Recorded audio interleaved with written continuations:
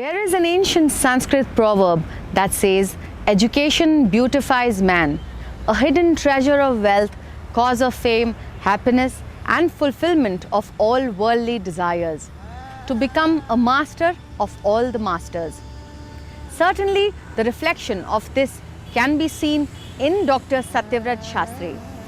Let us go on the journey of the life of this learned scholar and ardent perpetual student, one who is carrying forward the torch of Sanskrit, which is not only a language but a way of life.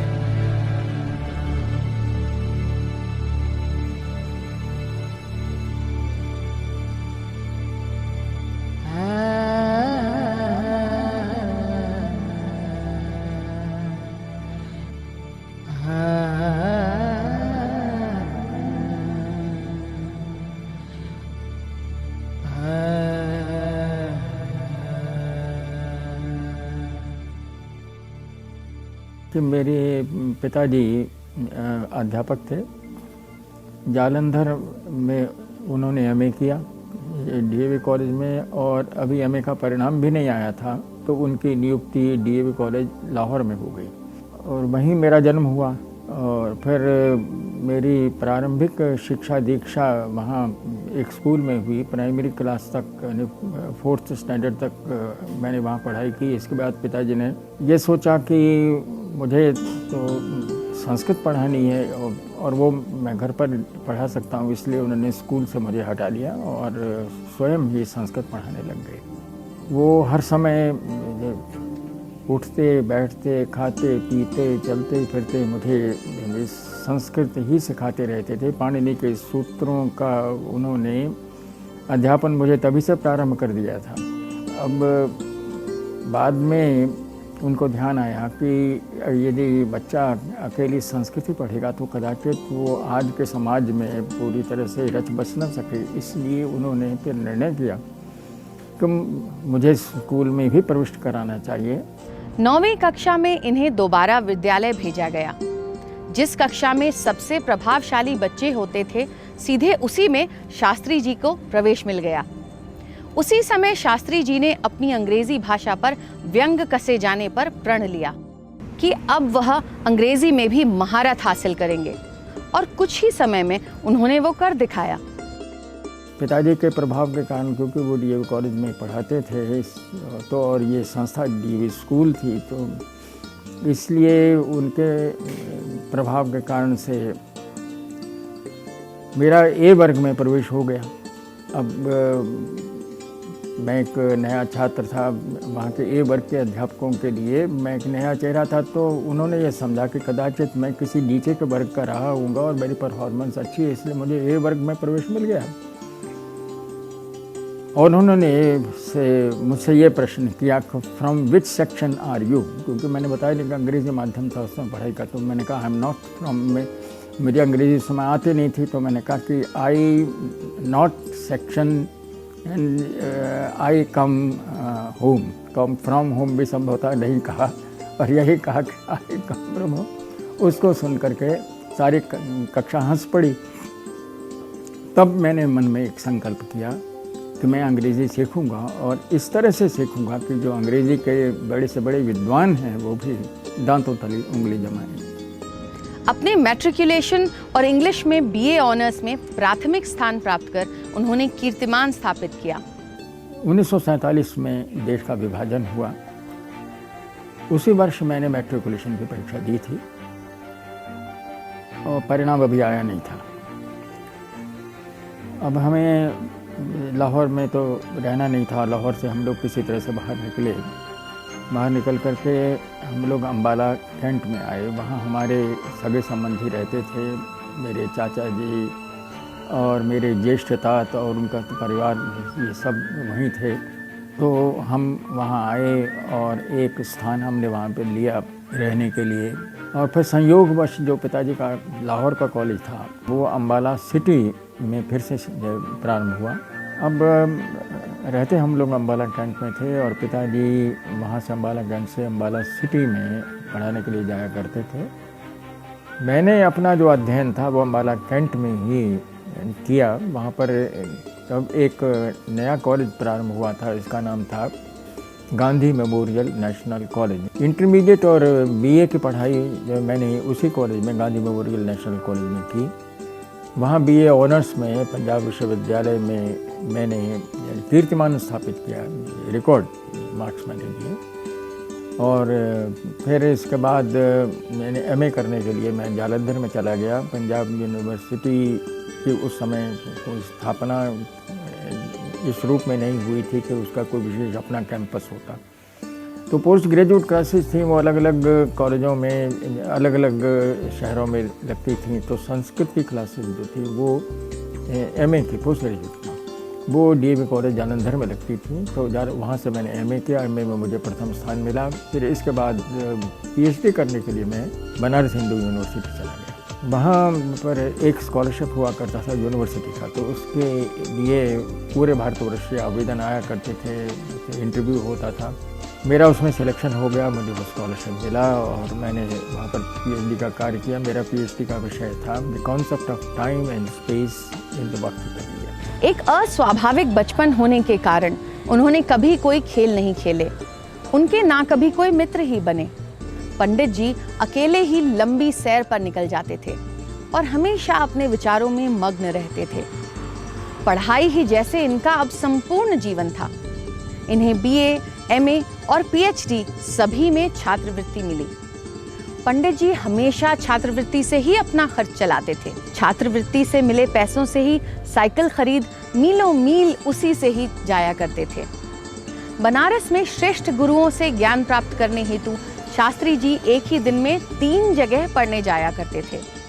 कठोर अध्ययन करते हुए उनका बचपन और किशोरावस्था बीते और उसका परिणाम हमारे प्रत्यक्ष है।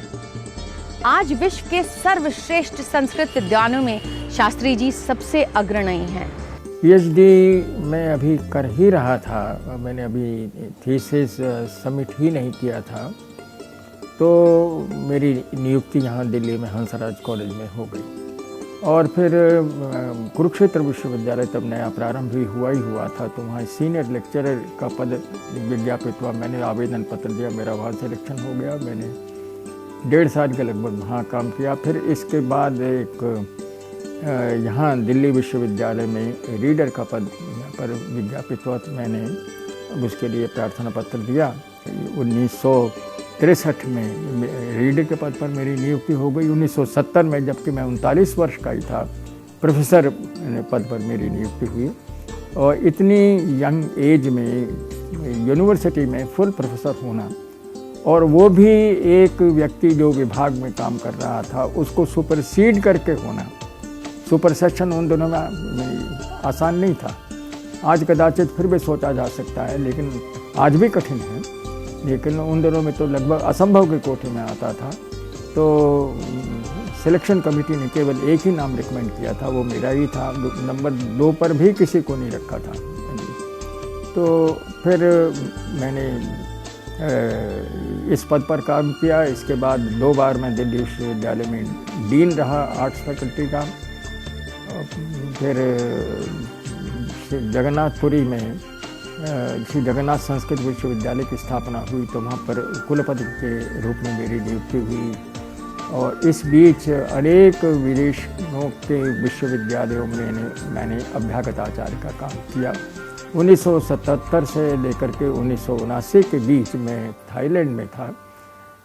वहाँ की राजकुमारी को पढ़ाने का मुझे सौभाग्य प्राप्त हुआ। राजकुमारी ने संस्कृत में एमए किया और संस्कृत के ही एक विषय पर डिसर्टेशन भी लिखा। तो इस तरह से फिर मेरा वहाँ संपर्क हो गया। फिर एक अन्य विश्वविद्यालय है वहाँ, उसने भी मुझसे संपर्क किया।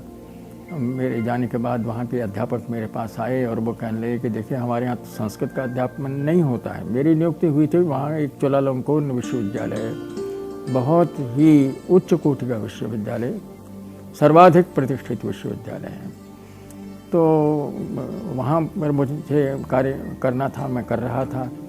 तो वहाँ जो एक दूसरा विश्वविद्यालय है उसका नाम है वो शिल्पाकर विश्वविद्यालय, तो वहाँ पर थाई उच्चारण में शिल्पाकॉर्न विश्वविद्यालय।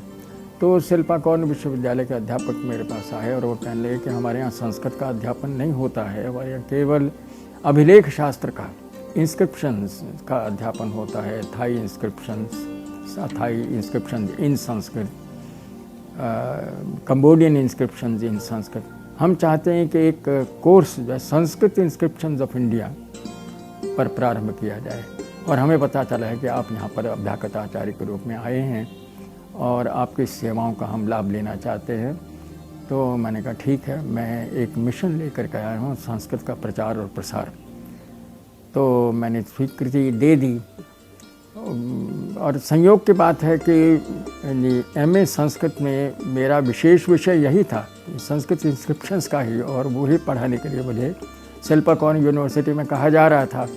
तो मैंने कहा कि तो बहुत ही अच्छी बात है, और ये केवल मैंने एक संस्कृत के प्रचार की दृष्टि से ही अपने ऊपर काम लिया। दोनों विश्वविद्यालयों में बहुत अधिक डिस्टेंस था, एक विश्वविद्यालय में पढ़ा कर दूसरे विश्वविद्यालय में जाना, क्लास लेना, और फिर जबकि वेतन मुझे एक ही विश्वविद्यालय से मिलना था, तो दो विश्वविद्यालय से तो मैं ले ही नहीं सकता था। तो केवल निस्वार्थ भाव से मैं इधर प्रवृत्त हुआ, और देखिए भगवत कृपा ऐसी हुई कि जिस विश्वविद्यालय में संस्कृत का अध्यापन नहीं था, उस विश्वविद्यालय में मेरे प्रयत्नों से आज एक विशिष्ट संस्कृत अध्ययन केंद्र की स्थापना हुई, सेंटर फॉर संस्कृत स्टडीज, जो कि दक्षिण पूर्व एशिया का अपना एकमात्र इस प्रकार का केंद्र है। तो ये सारा प्रयास मेरा वहाँ रहा। फिर अनेक अन्य विश्वविद्यालयों में भी मैंने अभ्यागत आचार्य के रूप में काम किया। मैं एक वर्ष में बेल्जियम के एक विश्वविद्यालय में ल्यूवन में कार्यरत था, एक वर्ष में ट्यूबिंगन में जर्मनी में था, और एक सेमेस्टर में कनाडा के एल्बर्टा विश्वविद्यालय में था। तो इस प्रकार अनेक विश्वविद्यालयों में कार्य करने का मुझे अवसर प्राप्त हुआ, और विदेशों में रहते हुए मुझे अनेक विद्वानों से संपर्क करने का अवसर मिला, उनसे चर्चाएं भी मेरी हुई। तो वहाँ रहते रहते आसपास के अनेक देशों में भी मैं गया, तो मुझे यात्राओं के अवसर मिले। उन यात्राओं के संस्मरण मैंने एक पुस्तक के रूप में निबद्ध किए हैं, और उसका वो हिंदी में लिखा मैंने, लेकिन शीर्षक मैंने उसका श्रुति वाक्य अपनाया, चरण वही मधु मिलती, जो विचरण करता है उसे मधु मिल जाता है। मुझे मधु बहुत मिला, ज्ञान के रूप का मधु, और मैंने उसका बहुत भरपूर संचय किया, और उस संचय को मैंने पुस्तक रूप में परिणत कर दिया। फिर वहाँ थाईलैंड में जब था मैं, तब वहाँ की जो राम कथा है उससे मेरा परिचय हुआ। वहाँ के जो वर्तमान राजवंश के संस्थापक थे, वहाँ के जो राजा है वो अपने आप को राम कहते हैं, राम प्रथम, राम द्वितीय, Ram one, Ram first, Ram second, Ram third, इस तरह से। जो वर्तमान राजा है वो राम 10th है। तो वो वहाँ रामायण का बहुत प्रचार प्रसार है। तो जो चक्री राजवंश है वर्तमान में, तो उस राजवंश के जो प्रवर्तक थे राम प्रथम, और उनका जो मूल नाम था प्रबुद्ध योद्धा, उन्होंने वहाँ थाई राम कथा का अपने भाषा में गान किया था।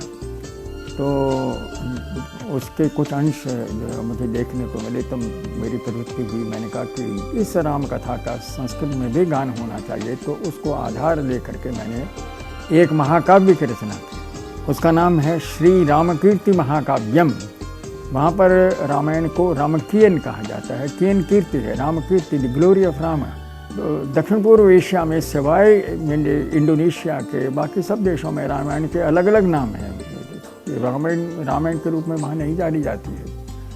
इंडोनेशिया में केवल रामायण ककविन, रामायण काव्य है, तो इस रूप में वहाँ उसकी पहचान है। अन्यत्र अलग अलग नाम है, थाईलैंड में है रामकीयन, कंबोडिया में है रामके, लाओस में है फ्रलम, म्यांमार में है रामबत्थु, राम थग्यन, मलेशिया में है हेकाय श्री राम, तो इस तरह से। और फिलीपींस में है महाराजा लावन। तो अलग अलग नाम है रामायण के। तो वहाँ की राम कथा पर मैंने इस महाकाव्य की रचना की। 25 सर्गों का 2 सहस्त्र पद्यों का ये महाकाव्य है। इसका भारत की 7 भाषाओं में अनुवाद प्रकाशित हो चुका है और 3 विदेशी भाषाओं में, तो 10 भाषाओं में इसका अनुवाद हुआ है। सबसे पहला अनुवाद उसका कन्नड़ में हुआ और अनुवादक भी जो है बहुत उच्च कोटि के विद्वान। कन्नड़ के अनुवादक डॉक्टर एस रंगनाथ, जो कि RB institute of Sanskrit studies Bangalore के डायरेक्टर हैं। हिंदी में उसका अनुवाद डॉक्टर विश्लेष कुमारी मिश्रा ने किया, जो कि डायरेक्टर हैं बिहार राष्ट्र भाषा परिषद की।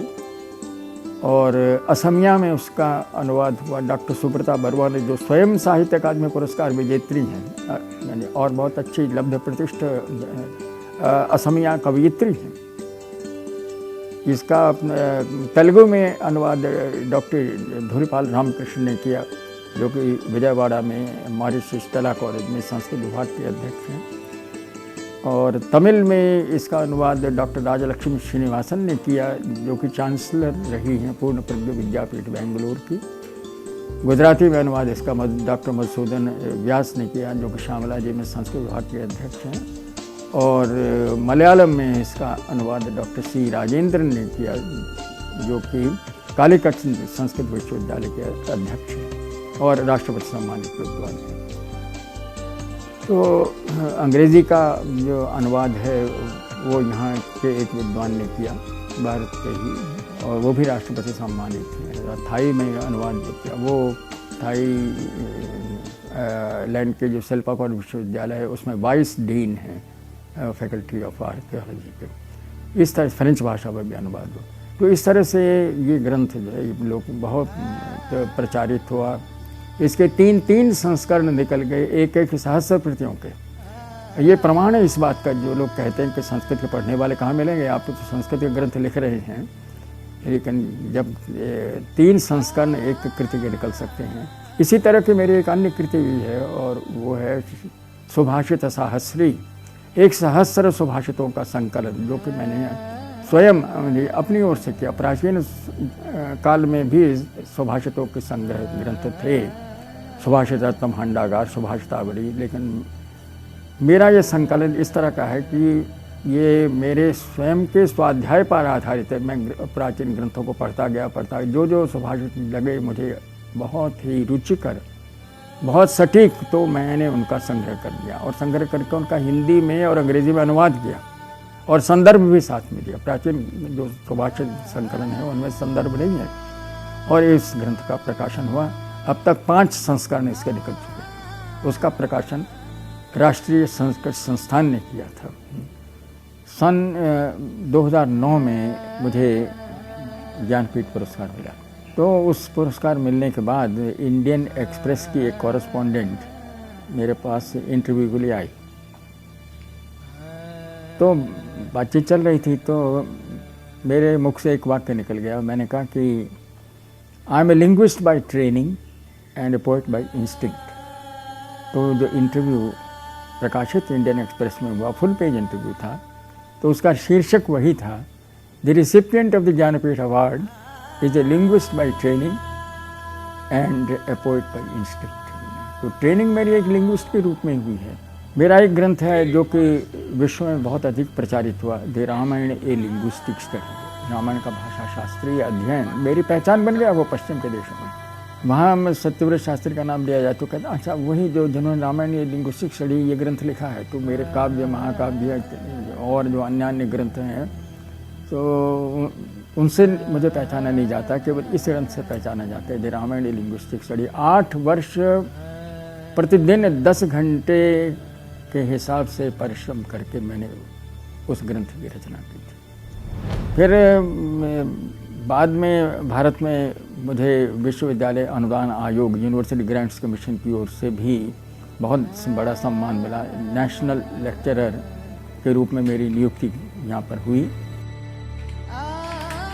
Even at the age of 19, Professor Shastri does all his typing at the computer speed, a speed to be seen, to be believed.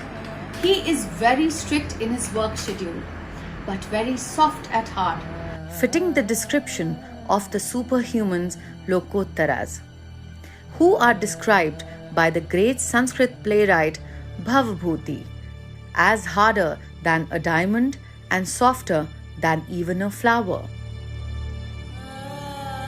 जो संकल्प किया उस पर दृढ़ रहना चाहिए कोई हर परिस्थिति में भी, और निरंतर श्रम। न ऋते श्रांत से सख्याय देवा, देवता उससे मित्रता नहीं करते जो श्रम नहीं करता। न ऋते श्रांतस्य, ऋते का अर्थ बिना, श्रांतस्य बिना देवा न सख्याय, सखी भाव देवता उससे नहीं करते, उससे मित्रता नहीं करते। तो परिश्रम करना ही करना है, जीवन का एक लक्ष्य बना लेना चाहिए और फिर चलते चाहिए अपने इस पर, बाकी सब प्रभु के अधीन है। मैंने कभी इस दृष्टि से काम नहीं किया कि मुझे इससे मुझे ये फल मिलेगा, मुझे ये फल नहीं मिलेगा। मिल गया वो बात अलग है, श्रम का फल मिलता है ये, क्योंकि भगवान ध्यान रखते हैं उसका, हमें नहीं ध्यान रखना है, भगवान ही ध्यान रखते हैं। फल मिलेगा, लेकिन फल मिले इसलिए काम करें। मैं ग्रंथ इसलिए नहीं लिखता कि मुझे इससे कोई धन का उपार्जन करना है या मुझे उससे कोई यश भी मिलेगा।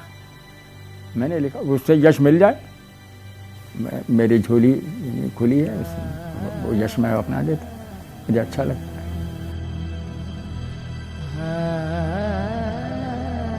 Vajradapī kathorāni mridūni kusumadapī, who can fathom their hearts, says he. Lokottaranam chetamsi kaun vijñātumarhati. Oscar Boto has beautifully summed up his life. His experience as a philologist, his sensibility as a poet and a man of letters are exceptional.